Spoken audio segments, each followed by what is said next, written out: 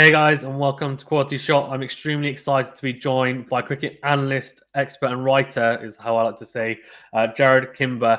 Of course, you may recognize him because he's, well, in my eyes, pretty much everyone, anything to do with cricket, podcasts, ESPN Cricket Info, and of course now recently as well, coming to YouTube and taking it by storm. Jarrod, how are you doing? Yeah, very good. Thanks for having me on. No problem at all. No problem at all. So we're going to talk about something relatively specific for the viewers today. So mainly focusing on Jimmy Anderson. A couple of pieces that Jarrod has done. Please do check them out. They're articles and also I think video version as well on YouTube. So please do check those out for reference. And some of the stats and graphs, etc., are exceptional. So definitely worth checking those out. But I wanted to get your view as well, Jarrod, on it, and I guess talk through it a little bit. So, I mean, Jimmy Anderson has been revered as someone who is potentially one of the best, fast bowlers of all time in terms of volume of wickets. But when you delve into it, and obviously looking at your pieces, especially in the last few years, his second innings performances haven't quite reflected some other bowlers, such as your Dale Steyns recently as well, on top of quite a plethora of other fast bowlers. In your article, you outlined that it's probably a mixture of volume of actually overs. He's actually, even though when he's part of a 5-man bowling attack, he's still bowling a lot more overs than another seamer who would be in a 4-man bowling attack because of England's reliance on himself and also Broad as well. I think they've bowled the most number of overs in the past few years of any seamer. So that's quite a damning stat, I guess, in terms of workload. But you did also mention that in terms of the I guess tech side of things and also the sports science, he does have that to his disposal. I actually just wanted to first ask you, how did this come about? Like, how did you actually think about putting this together, this piece? I think Jimmy Anderson is probably one of the most fascinating cricketers because we have so much data on him. We've never had a fast bowler bowl this much before. And, it's only recently that we've started to get more and more records when it comes to first-class cricket. But before that, if someone bowled as much as Jimmy Anderson, the majority of it was probably going to be in first-class cricket. So suddenly we have someone who is able to do that and who has bowled this much. He's probably the first truly professional, high-end sports science bowler we've ever had. So Glenn McGrath went through the academy, and a lot of Australian bowlers have gone through the academy. But England took their sports science to another level, which India are now getting to as well, which Australia never have. And so almost everyone before Jimmy Anderson was amateur, or they were what you would call semi-professional. So, the great stat is that at one stage, only a couple of years ago, Jimmy Anderson and Darren Gough had played the same amount of cricket, but one of them had played the majority in first class and one of them had played the majority in test cricket. And that's because Darren Gough was a Yorkshire employee, right? He wasn't an England employee. Jimmy Anderson is an England employee. He's gone through the best sort of analysis and sports science that we've probably, that we've ever seen in cricket. So he's fascinating from that perspective. And also he's probably one of the last outswing bowlers we've had in Test cricket. So outswing bowling doesn't really exist anymore. Like, there are bowlers who can bowl an outswinger, but, for anyone who's over the age of 30, if you think of people like Damien Fleming and Matthew Hoggard and Sri Lanka had like a bunch of them, New Zealand as well. Always, everyone was taught that was the most important skill.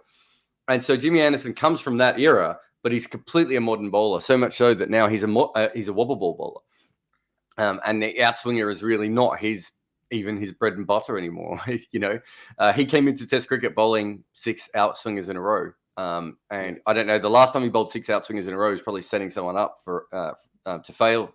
And so there's a lot of information about him. And so when you look at, we can compare him to the handful of other bowlers who bowled late into their career. We can compare him to Dale Steyn. We can tell the story of how modern bowling's got a lot easy since 2018, seam bowlers are completely on top. You can tell the wobble ball story through Jimmy Anderson. He's probably the second major international player to really work out the wobble ball, watching Mohammad Asif in the nets and basically stealing the delivery off him or borrowing, maybe is the best way of putting it. And, without Jimmy Anderson, the wobble ball probably wouldn't be as popular as it is today because Mohammad Asif obviously, left the game shortly after that. I think that might have even been the year that he left the game. And it was Anderson and the fact that Sky have better cameras and do more coverage that allowed other bowlers. Like I've talked to bowlers who just looked it up on YouTube. I'm like, oh, okay, that's how you do it. And so, he's almost the first, incredible professional English cricketer. And I do mean English, not professional county cricketer, because there were plenty of those. There's sports science. There's the incredible amount of deliveries that he's bowled. The fact that he started as a white ball bowler, not being very good as a red ball bowler. There's a lot of story with Jimmy Anderson, and partly because he's just old, but partly because he has changed his career in so many. And he basically, you could make a strong argument that he started his career in probably the worst time to be a fast bowler in the world, in the history of the game, maybe. And he might end it at the best time to be a fast bowler. So there's a lot there. Not to mention the fact that also he's the only tail ender I've ever seen who believes the reverse sweep is his best shot. Like, there's a lot to unpack with someone like Jimmy Anderson. Yeah, I agree. I just wanted to quickly ask you about one of your points you made where you said from 2018 onwards, it's now becoming, since that period, it's become a lot easier for faster bowlers. Why do you think that is? I think there's a lot of reasons. I think we're probably now through the combination of white ball cricket. Red ball bowlers are a lot more accurate than they used to be. If you look back, we used to have a lot of 90-mile-an-hour bowlers who bowled everywhere. Guys like Nancy Haywood and Sean Tate and these sorts of guys who came through the system and they bowled fast. Billy Stanlake is exactly the similar kind of bowler than them, and he's taller. Right. I mean, I don't think we've ever had a bowler as tall as Billy Stanlake, as fast as Billy Stanlake. Right. And he doesn't play Test cricket. And the reason he doesn't play Test cricket is I've talked to first-class cricketers about this. They just wait for him now. And that's because they're more used to facing faster bowlers. Right. If Billy Stanlake ever managed to hit a line and a length consistently, he'll probably take 100 wickets quicker than anyone ever has in Test cricket. Because I don't know how you face someone who's 6'11" who bowls 90 miles an hour. Yeah. He's considerably quicker than Morne Morkel and considerably taller than Morne Morkel. And Morne Morkel was the most difficult player to face at his best. So we have changed what we need to be. And Steve Harmison told me once that he thinks it's because in white ball cricket, you can't be inaccurate anymore. You have to be accurate. So I think that's a big part of it. If you look at Pat Cummins, we've never had a bowler as fast as Pat Cummins, as accurate as Pat Cummins. That's true, right? Yeah. So we've had faster bowlers than him, and we've certainly had more accurate bowlers than him. But if you look at guys like, I think the best ones to look at are probably guys like Malcolm Marshall, Dale Steyn, Alan Donald. We just had a series.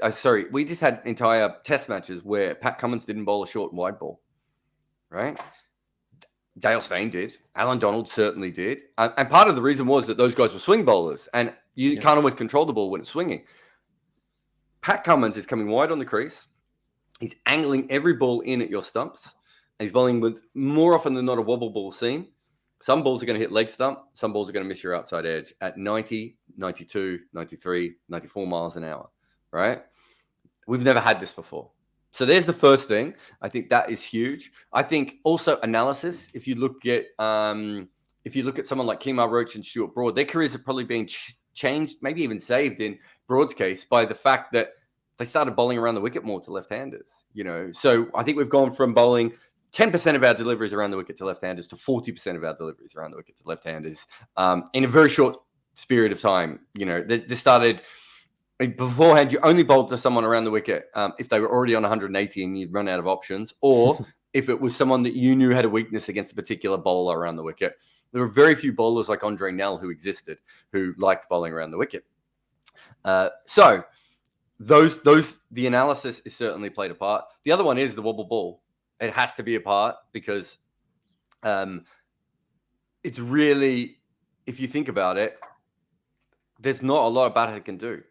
If you don't know, so what batters are doing is you can't follow the ball at 90 miles an hour, right? So basically anything over 80 miles an hour, your eyes can't track it. Can't move quick enough. Your head can't move quick enough. Your eyes can't move quick enough. So what international batters do is they have this thing called a saccade, right? Where they watch it come out of the hand for about the first 2 or 3 meters, and then they look to where they think it's going to go, right? Which means in those first 2 or 3 meters, and also the bowler's wrist position as the ball is coming over, they're trying to get all the information about what the ball is about to do. Okay, he's holding it for an outswinger. So this one's going to be an outswinger. Oh, it's come out of his hand. It started to swing. Oh, it's actually, the seam's going the other way. This is going to slant in. Oh, he's run his fingers over it, right? Those are all the things that the very top level batters manage to do. If you have a ball where it doesn't matter where any of those things, guys coming in like this, he's going to do this behind the ball. And when it comes down, he doesn't know whether it's going to go that way or that way, right? What do? There's no sign, right? There's no signal. It's not... You don't get the thing where, it's swinging a little bit, so you get no hint. It's literally going to hit the pitch, and it's going to go one of 2 ways or straight ahead, right? So you basically got 3 options every ball. I think that is a huge, huge advantage to bowlers. It'd be really interesting to see if it continues. I think there are probably some other things as well. I think the pitches are probably slightly better for bowling. I think after, the 2000s, from 2005 to 2015, CEOs completely took over and went, we want 5-day matches. And then I think there was there's an understanding afterwards that those 5-day matches were dull as shit and no one cared, right? So I think there was certainly that. There was a few pitches that were penalised for being too good for batting, which may have also played a part. I would like to think that this is a better era for fast bowling as well. But there are real signs that that's not the case, which is the fact that Ishant Sharma and Suranga Lakmal were absolutely 2 of the worst bowlers in the history of the game for a great percentage of their career. And now they've both become incredible over the last 3 or 4 years, right? That can't just be... I'm not saying they couldn't mature and they haven't improved on their own, but it does feel like if you took a bowler who, I don't know, played between 2013 and 2016 and was in their mid-20s and they failed, you brought them back now and they're still fully fit and they've continued to work on their game. My guess is their bowling average is going to be a lot lower now than it was back then, just because things have changed. Analysis helps at this stage. The way that we set up analysis in cricket, it helps bowlers more than batters, right? That won't always be the case, but at the moment it helps bowlers more than batters. And so we know exactly where to put a ball for each particular batter now, from what side of the wicket. We're learning more and more about that. So I think when it comes to bowling at 90 miles an hour, any slight advantage is probably going to weigh that in your favor. The red ball moves. The white ball doesn't move. So we haven't seen it in white ball cricket because white balls don't do anything for you. Yeah. That's so interesting, actually, that you said about, because I feel like the general consensus from quite a few fans anyway is that the game was definitely heading towards it being more of a batsman-centric, batsman-friendly game. But you make a good point about the analysis, which is now there's so much footage, etc. You know exactly where to land the ball, and the wobble seam has made it a lot harder as well. Yeah, the whole batting-centric thing, I think realistically, the 2000s were the first time that, in Test cricket anyway, batting was more dominant than bowling. Yeah. Up before, I think 1940s and 1950s might have been the last time that you could argue, you would say that batting was more dominant than bowling. So even though we talk about it being a batting game and all this, the bowlers have actually done pretty well. And then in the 2000s, a lot of things went wrong for bowlers. DRS is another one that has probably helped bowlers. And it's not so much DRS, the system. It's umpires being able to tell, lots of balls hit the stumps. They're not all slipping down the leg side. And also, it's helped fast bowlers bowl fuller, because before they would bowl a little bit back of the length, right? And now you realize there's no point bowling back of the length. You'll never get an LBW ever again. You're much better off trying to make sure every ball hits the stump. So, and the best example really of how much there's been a divergence between white ball cricket and red ball cricket and batting and bowling is that for the first time ever, the one-day batting averages are higher than Test batting averages, right? So we now come to an era where legitimately it's definitely a batting-dominated game in one-day cricket. T20 cricket is probably moving towards that as well. But in red ball cricket at the moment, it's a bowling-dominated game, and mostly fast bowling.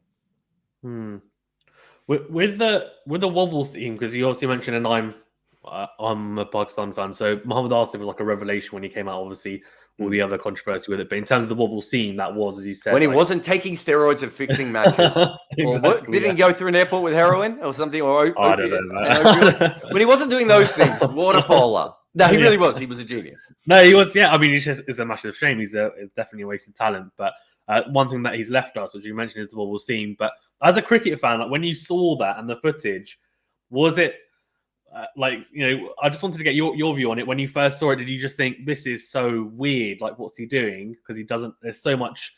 I guess he's gambling really because he puts on a spot, but there's such a specific line length to put that on to make sure you don't. For example, it might come into the batsman, but you could drift onto the pads. If it then seems it comes off the seam and then goes into the batsman. And do you think that the reason why now a lot of batsmen who play the ball late, like Kane Williamson, they are so good now in the Test screen, and they're definitely. I think there's definitely more of a narrative around playing the ball as late as you can in Test cricket. Is that because the Wobble seam is now so prominent? No, I think that's probably also just to do with the fact that bowlers are quicker now than they've ever been before. And if you go back to the way the LBW decision used to be, if you got on the front foot, chances are you weren't going to go out LBW, right? So it makes sense in the 50s, 60s, 70s, and 80s to plant yourself on the front foot. And obviously the way that the bowlers overcame that was bounces at that time. And so then batters get helmets. There's this constant sort of evolutionary struggle between those two things, isn't there? And I think playing late has always worked. I don't think that is, the more time you give yourself, there's two things it does. It gives you more time to play the ball, but it also means that the ball's directly under your eyes. If you're playing out in front of your body, that's not the case. I think that has probably played a part in that as well. But I think that techniques were already changing before that. So when I first saw the Wobble ball seam, you got to remember that we didn't know what it was. So, and Mohammad Asif wasn't exactly going around telling everyone, right? Yeah. So it was mentioned a little bit. I think there was a South Africa series he might have played. I think it was South Africa or Sri Lanka, where clearly the term wobble ball was being used, right? And then obviously in England, there was a little bit more talk about it as well. But I think there was a bit of a feeling at that stage that it might be accidental, right? That's the thing, yeah. And we didn't know. And even as recently as a couple of years ago, I still thought a lot of bowlers, it's really hard unless you're seeing a super slow-mo to see if the bowler's just got their fingers wrong. Basically, the stupid thing about a wobble ball is it's literally what every person in club cricket does. Yeah. The difference is that they're controlling it so that it's more often than not going to hit the seam. Whereas in club cricket, sometimes you do it so poorly, it doesn't even hit the seam, right? And you're not doing it at 90 miles an hour. So I think it was really hard, but I do think if you look back at, 2005 through to 2014, I think a lot of seam bowlers were much better at having a dead straight seam, right? And I think that's a really, really clear thing that happens. Whereas before, if you look at some of the older footage, you can see that bowlers had trouble keeping a dead straight stream. So obviously, cricket coaching had got to a level that almost no matter what pace you bowled, they could get you to have the seam straight up. If that's the case, then probably more and more of what we saw there was probably almost an overlap where some bowlers were trying to keep the ball dead straight and it wasn't because they weren't perfect at it, and other guys were purposely not trying to keep the ball dead straight. So I think there was a bit of a confusion, and it probably wasn't until the fact that you had bowlers from all around the world doing it that it really became a thing. I think when Anderson did it, and then other bowlers started following suit, I think that was about the point where we realized that there was a ball there. But because it is a confusing thing, it's not as easy. It's not like an off cutter. Like if someone's bowling an off cutter or a knuckleball, one slow motion will help you perfectly there. Do you know what I mean? Be able to go, oh, okay, yeah, all these fingers are on the side of the ball. Got it. Right? Oh, look at that. He's holding the ball like that. That must be a knuckleball. Or it doesn't rotate when it comes out the hand, or it does rotate, right? With the wobble ball seam, you almost have to see someone do it. So for a while, I thought Pat Cummins was doing it by accident. occasionally, because he didn't do it all the time. And he went from seam up and then had them occasionally. And it was a conversation I had with Dan Bredick, where Dan Bredick was like, I don't think he's doing them by accident, right? And that was the point. I think when I saw Cummins do it, I started looking at a lot of different footage of players. That's only really recent, right? Considering how old this ball now is. But it did move slowly. It moved slower than the Doosra did. Partly because there is a bit of a confusion with it. Like if you're bowling the Doosra, it is very obvious that your hand and your wrist and your elbow position are all doing something completely different. Yeah. If you're bowling the wobble ball seam, maybe it's a mistake, maybe it's right. And it wasn't to the point where I think the majority of bowlers were doing it consistently that you're like, well, this can't be a mistake. You know, Sam Curran used to have an incredible seam position and now he doesn't. That's not an accident.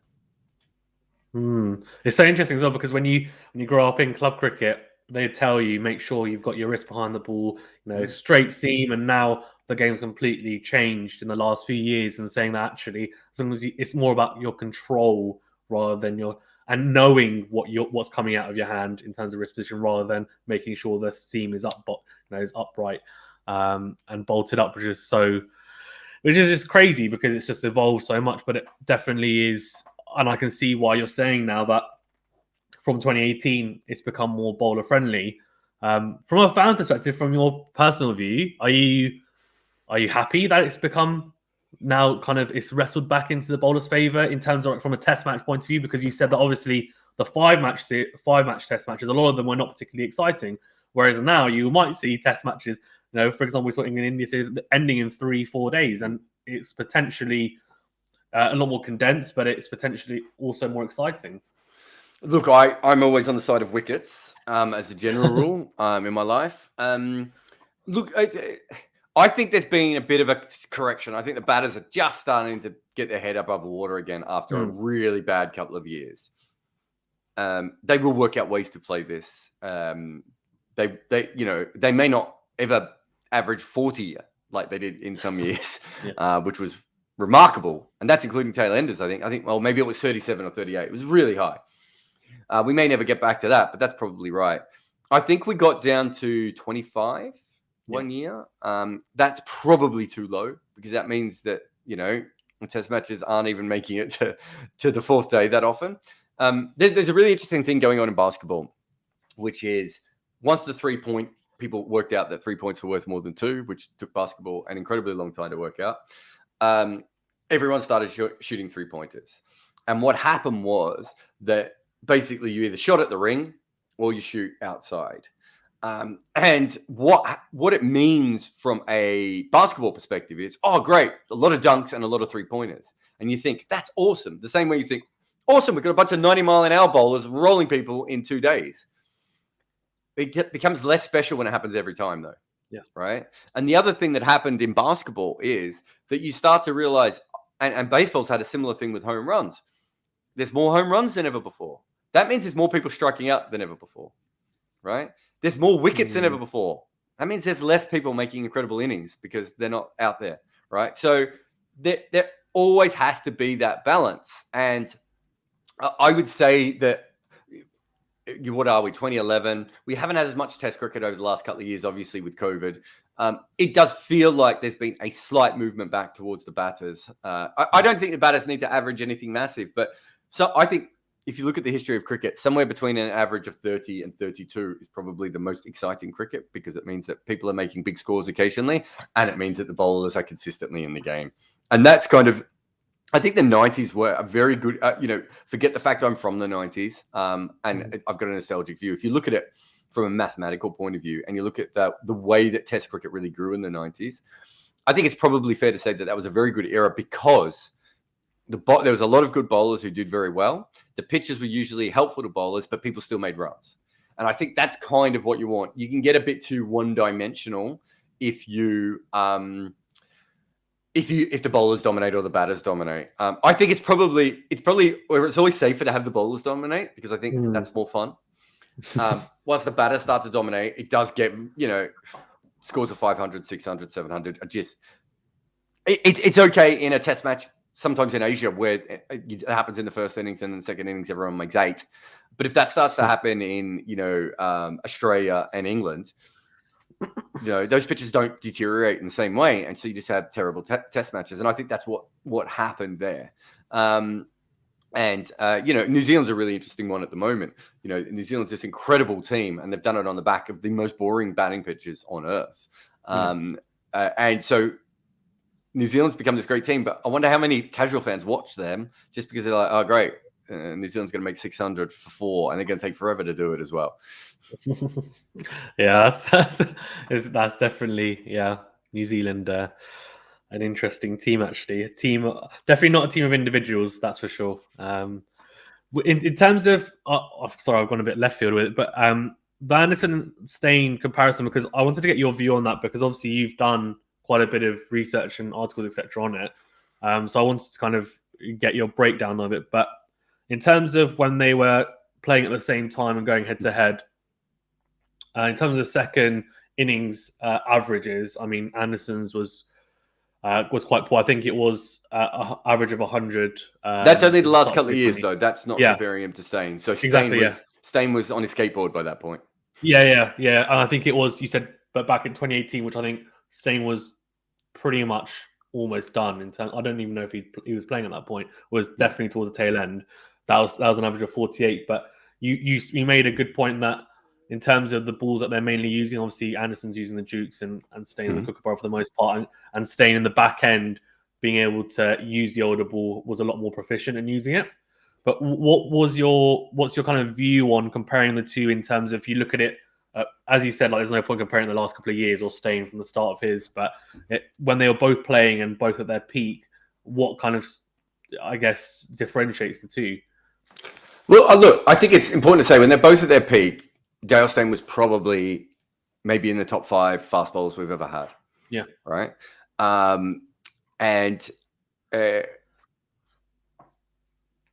It'd be really interesting to see where he ranks all time. But when you factor in that Dale Steyn's career overlapped with this incredible batting era, and he managed to average low 20s, is phenomenal. But there are so many different aspects to it all. So for one thing, for at least a chunk of Dale Steyn's career, South Africa purposely put out wickets that favoured bowlers in a way that England never really did. England have wickets that favour bowlers, but they never went out of their way to do it. Whereas what they did in South Africa was they literally, especially in Faf's captaincy, they said, let's just make the wickets really spicy because we can probably handle the spicier wickets better than overseas players can, right?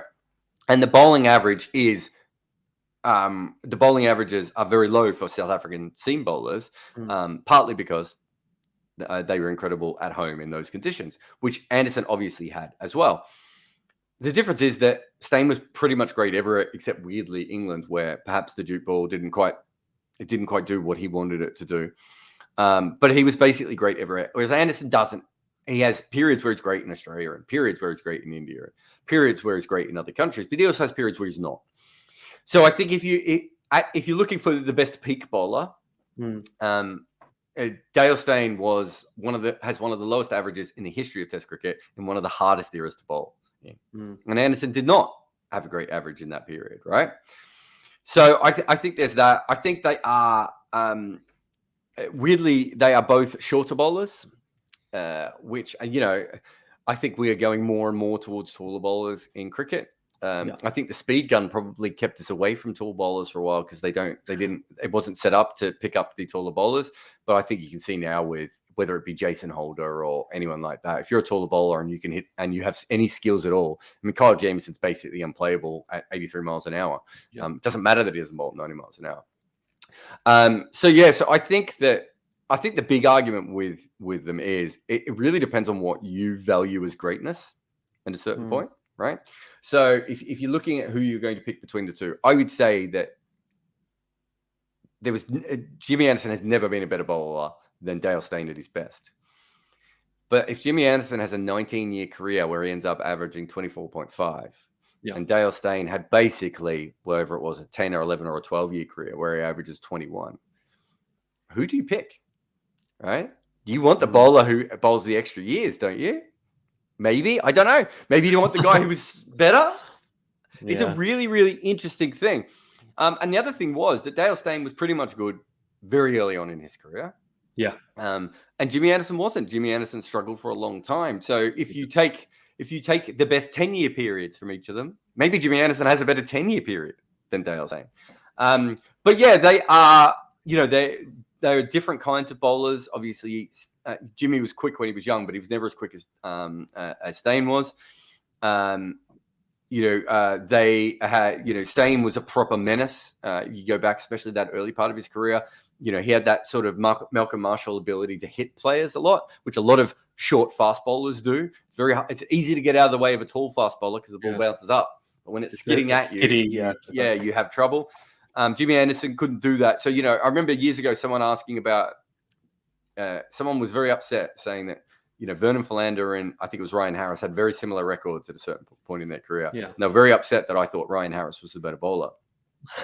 And I said, basically, it comes down to this. Ryan Harris can bounce you out and he can beat you with pace and he can beat you with skill.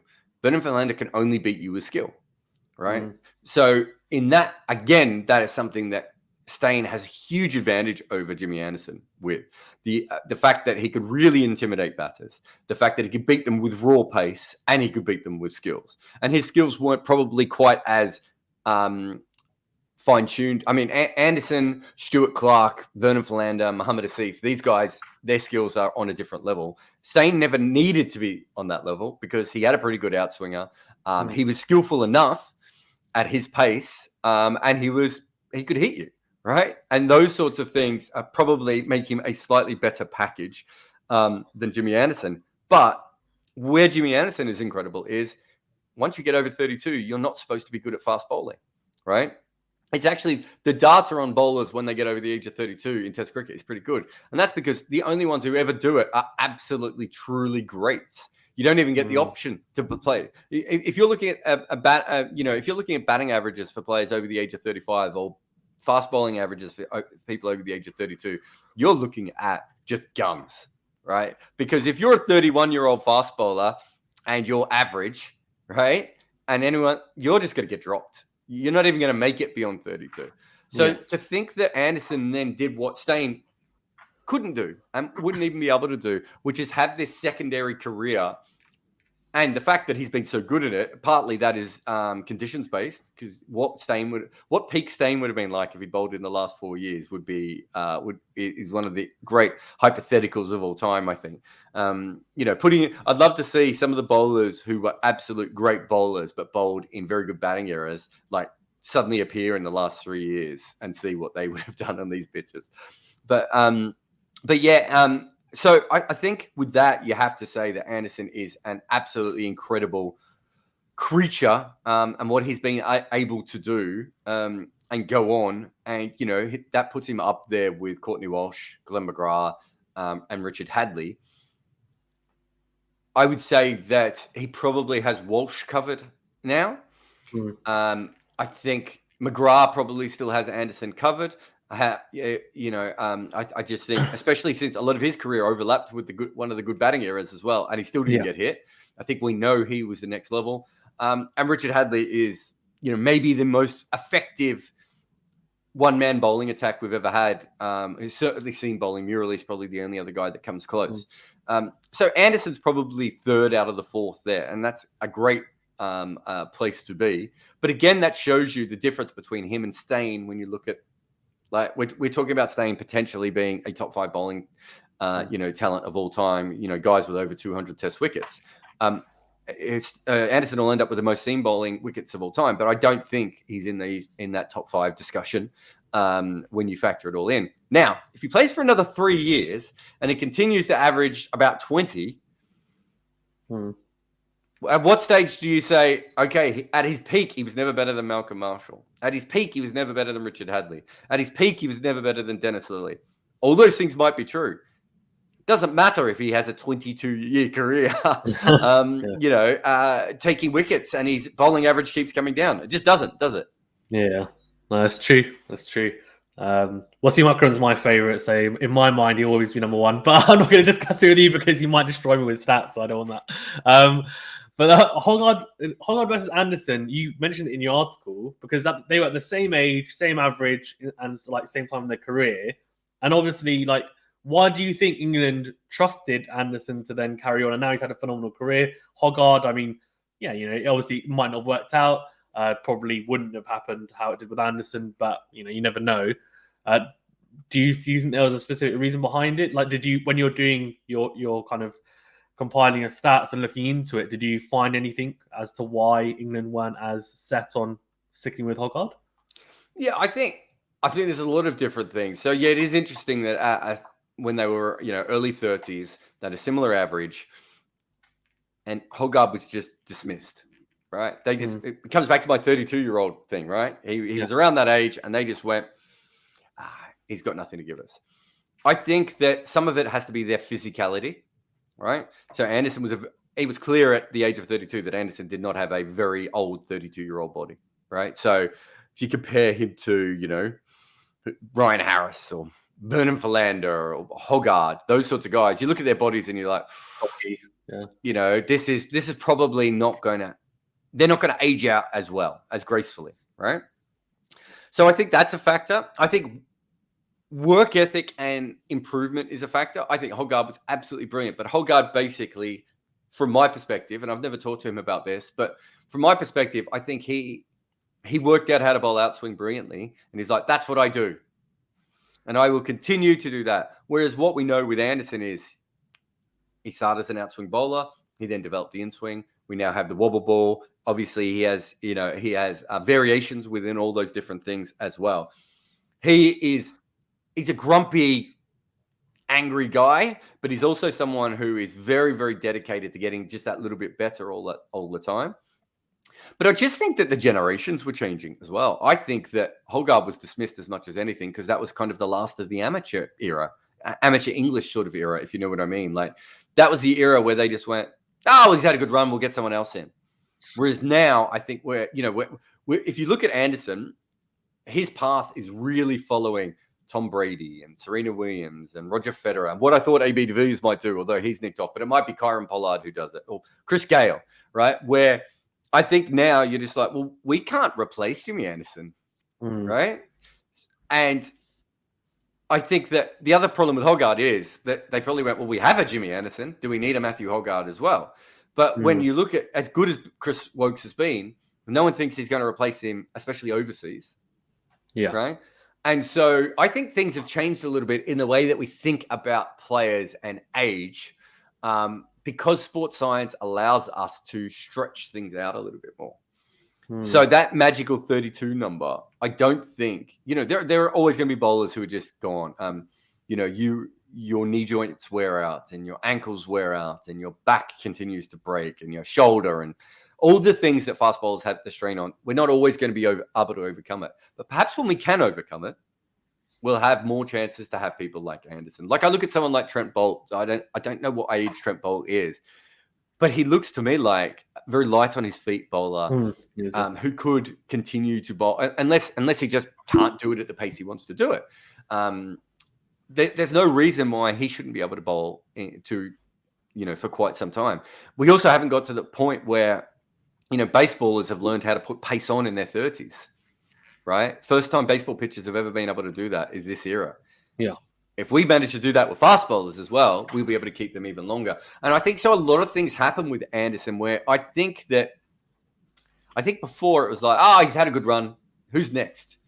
Whereas I think what happened with Anderson is it was probably the first era, and this is bad and good, where with cricket, we're like, we have to milk every last wicket out of Jimmy Anderson that we physically can until he is no longer Jimmy Anderson. And then I think a lot of it was getting lucky. Let's say they flipped it, right? And they decided the Hoggard was their guy and Anderson wasn't. Well, we know what they would have missed out with Anderson if they flicked him at the age of 32. My guess is that Hoggard wouldn't have gone on to have a brilliant career and still be one of the world's best bowlers at the age of 39, right? He's let him. I'm not having a go at him. He's a professional athlete and he stopped playing. He's a larger lad than he was when he played. Yeah, he's got his own meat business, I think. He's got his own barbecue business, isn't it? Right? Yeah. And I think there's certainly an element of that kind of personality with Hoggard, right? Yeah. But I do think that a lot of different things went together. But I think the bigger argument I was trying to make is that we used to just dispose of really good players because they were of an age that we didn't really trust, right? And what we don't do now is that. What we do now is go, okay, how are we going to get the absolute most out of it? So you look at someone like Mitchell Starc. if Australia gets another couple of test bowlers coming through, my guess is they would say to Mitchell Starc, play IPL, play one-day cricket, and play T20 cricket. We don't need you as a test bowler anymore. But we want, I mean, Mitchell Starc is a Jasprit Bumrah level talent white ball bowler. And we just saw him go for 60 runs in a final in T20 cricket. Like, the man doesn't bowl enough in this format. And we know when he used to, he was unplayable, right? Yeah. If Australia really want to be a dominant team going into all these World Cups, having Mitchell Starc as an absolute white ball specialist would be ideal. So in the past, what would happen is you'd look at this and go, if he has a couple of bad years in Test cricket and occasionally gets smacked in a T20 game, they just phase him out. They don't need to do that anymore, right? We're thinking now. We're working these things out. And you can have conversations with the players as well and be honest. Like Jimmy Anderson and Stuart Broad wanted to play white ball cricket, right? They are better at red ball cricket because they aren't playing white ball cricket. Yeah. They concentrate on one thing, right? It's like amazing. And so I think all those things come about, and Jimmy Anderson not having to worry about other things, and literally just focusing on getting himself fully fit to bowl the next over. Hoggard's era was never going to, I don't think was probably going to allow him to do that. If he played until he was 40, he might have got to that era. But the early part was they were just getting there. All those things matter, I think. Yeah, no, I agree. And just lastly, actually, then, because I don't want to keep you too long, Jarrod, thank you for your time, is you talked about sports science and also a little bit about the analytics. And I talked to Benny Howe, who recently played for Birmingham Phoenix in the 100 and Gloucester player as well, and is also, I think, in Abu Dhabi as well with Bangla Tigers. But he, like you, I guess, has got a little bit of an interest in baseball. So he did a season, I think he did a summer or a season in Australia, if I'm not mistaken, playing baseball to help with his slower balls and basically delivering. I think he said he's got about 8 different slower balls, which are all different variations, which is really cool. But he said baseball, he found, is a lot more forward thinking in terms of analytics and data. They were kind of eons ahead of cricket. But then when he went to the 100, I talked to him again, and he said that he felt that the 100 had helped push cricket along in terms of the analytics and stats, driven based, I guess, tactics. And that, we see England doing it a lot with Owen Morgan, for example. They've got their signs, etc., and their own statistician or analysis every match. Do you feel that cricket is now starting to trend in the right direction? Do you think it is behind other sports and needs to catch up? Or are we now in a position where, given the 100 and other franchises, we're pretty much up to scratch? Look, baseball was a sport where the information, the pitch-by-pitch information was available. And so when Bill James and the sabermetric community come along in, late 70s, early 80s, they can do all this information, right? They can literally just look it up and work things out. And that still took 20 years to get to Moneyball, right? It's not like these things are instant. So baseball was ahead of all the sports, realistically, just because they worked that out. So, you've had huge movements in basketball. I talked about basketball before, where they shoot, the basketball has changed. The amount of times they throw the ball in the NFL has changed. Where they attempt goals in football has changed, right? All these things are data-driven. Cricket is certainly of that level. I think for Benny, he was playing for Gloucester, not exactly the hotbed of cricket analytics, and he wasn't getting as many contracts in leagues that he should have been playing in beforehand, and I think that's very, very fair. And so I think that there was certainly a case where he probably was seeing the worst of cricket at a certain point, and then he goes to Birmingham Phoenix and he sees what Dan Weston is doing at Birmingham Phoenix and whoever else was working over there at that time, and things did change very quickly. I think that's fair to say. But yeah, look, we're still a long way behind. There's some great baseball stuff that I just want to bring across to cricket. There's some great basketball, baseball, football stuff that I want to bring across to cricket. There's some great cricket-specific stuff that I think we could be doing a lot better. Like the very basic thing that I've said for a long time is one of the reasons that analysis is much better for bowlers than batters is because almost all the footage we have of bowlers is from behind the arm. Right? Now, I can pick a wrong one from behind the arm. Fucked if I can pick a wrong one if I'm facing one.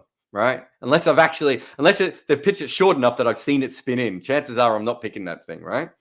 From behind their arm, I could pick Rashid Khan's wrong, right? Not all the time, some of them. And that's where all our footage is from. And so when I was doing analysis with teams are like, oh, this is great. Thank you. But the batters are like, can you show me this guy from out the front? That's a really simple thing that we just hadn't thought about, right? Which is it's a great angle for the TV cameras, but not a great angle for analysis. So there are really simple things that we can do in cricket, but I think things are moving at a very, very fast rate. I think we're still in a period where a lot of hobbyists are doing it, but I think teams are working it out. I think leagues are working it out. But I will say this: it's funny that Benny said that. When I was first contacted about the 100, I was asked if I wanted to do like a proper stats website for the 100, and it was going to be like the sorts that you see in the basketball and baseball. And then I was told they're going to have 7 analysts per team. And it's going to be the most forward-thinking league of the world. And in the end, I think each team had 2 analysts. I think the women's teams had 1 analyst. I could be wrong. Maybe they had 2 as well, but I'm not sure if they did. So you can go back. Big Bash was like, yeah, what you wait till we're going to get spatial tracking data, and we're going to do this, and we're going to do that. It's like, and the ICC a couple of years ago, we've got exit velocity, and we've got this, and we've got that. And it's like, yeah, but still. You don't have any actual actionable information to help cricket teams, right? We're getting there, is I suppose what I would say. I think one thing that will really help, and is starting to happen, is a lot of the companies that work with the baseball teams are working out that cricket's a big market. So I talked to one of them not that long ago and said, I'm working with a cricket team at the moment. They'd like to know how much it would cost for you to give them this piece of equipment. And they said, it won't work for cricket at the moment. Someone else has already asked, but we're developing it. I talked to another company that was selling another bit of equipment, and they were like, yeah, we're ready to ship. We don't know why no one in cricket hasn't bought it yet, but we've already thought that cricket is our next market. Those sorts of things are going to really help. Like we've got the smart bat meters now, and we've got the stickers on the bat and all those sorts of things. But just from a real normal side of things, once the technology companies are already working with other sports start going, well, wait a minute, this is $1 billion sport over here. Why don't we at least try and sell some stuff to them? I think that will be a big difference. No, I agree. Thank you for that. That was a really good insight actually as well. I agree. I think hopefully cricket is trending in the right direction, as you said. That's all from me. Is there anything you want to touch upon, Jarrod? Thanks for being on. No, that was great. Thanks for now my headphones are gone. Sorry. Don't mind me. That's all right. No. Thanks for having me on. If you're interested in anything I've said here, as you said before, I've got a YouTube channel, I've got podcasts. I'm on TikTok. I don't know, wherever you want to find. I've got an emailer. I'll be covering the. What am I covering next? I'm covering New Zealand India Test Series, and then I'm covering the Ashes. So I've got a big 7 weeks of sleeping at odd hours. Yeah, I can imagine. And also you've got a couple of green room discussions going on as well, which I thought was quite interesting. I don't see any other people doing that. From what I can see. No, it's quite interesting. I mean, I did one of the Reddit AMAs early on because the Reddit people kept asking. And I don't think I was the first sort of known cricket person to do it, but I was probably about the first one to do it regularly. Yeah. And a lot of my friends don't feel comfortable with it. I think they're afraid they're going to be asked a question they don't know the answer to, but that happens like all the time. But I got used to doing them through the Reddit AMAs. And then when I started my Patreon, I made it part of my Patreon as well. And then when when Clubhouse first exploded, I was over there early on. I really liked Clubhouse when I first went over. Some of the cricket chats there were really, really good. And I just started doing it there. And for me, it's not particularly hard. I suppose I also did them with when we had our film out. We traveled the country and I did Q&As, and so I'm quite used to it. But I really enjoy it. I think it worked. It's a bit like a lot of things. If you do it on Twitter Spaces, too many people come in, and every second question is about Virat Kohli, or Bubba, or Steve Smith, or Kane Williamson. Actually, probably now more than Smith. But when you when you have a small sort of devoted audience, they kind of know the questions that you're going to give good answers to. It's almost like you train the audience. And, you know, Spotify Green Room, I probably only have a couple of hundred followers, but they know the sort of questions that I'm going to answer quite well. And so it ends up being a really good chat. Look, I just really enjoy doing it. And then we make it into a podcast. We weren't sure if it would work as a podcast because it's just me. Well, it's me and the people asking questions. But I just said to my producer, let's just try it. And it's been incredibly popular. People just absolutely love it. So, you know, really happy to be able to do it. And people just like being able to chat to someone about cricket. You know, a lot of the questions we get are from people who don't live in cricket countries, right? Exactly. You know, so on Patreon yesterday, the other day, I had a chat with a woman who grew up in South Africa and Italy. And she now lives in Canada. She's a massive cricket fan, cricket player. She's like, I don't have anyone to talk to about this sort of stuff, you know? And so you do get those sorts of people. And there's a real growing European, to a certain extent, but really an American and Canadian audience of people who are non-traditional cricket people. So, you know, they're not like you and me and they move to another country and, you know, they're not ethnically Indian or Australian or they don't have an Australian dad or an uncle or whatever. Do you know what I mean? We're talking about people who just like sport. Somehow they found out about cricket and next thing you know, they're, you know, they're on my Q&A asking questions, and there's quite a few of them in my Patreon actually who'd like to ask questions privately. I mean, Wright Thompson, the famous ESPN writer, he's like that. You know, occasionally he'll just send me a really, really basic cricket question because he just needs his knowledge to get to that next level so he can understand why this is a thing. No, I think it's a great concept. So, yeah, guys, do check it out. And I'll put, as I said, I'll put all your social media links and YouTube. Just put my Linktree in, otherwise you'll be linking for 8 hours. I might do that. Yeah, I might do that. But thank you, Jarrod, for being on. I really appreciate it. It's fantastic to have your expert analysis and opinion on this. It's been a great chat. So thank you for taking time out of your day. Guys, do please remember to like the video and subscribe to the channel. And of course, as I said, I will put Jarrod's Linktree in the description. Do go over to his YouTube as well. I really enjoy it, and do check it out, subscribe, like the videos, all that good stuff. And he's got a Patreon as well, which sounds like he's got some cool perks. Thank you very much, guys. Stay safe and well, and I'll see you on the next video.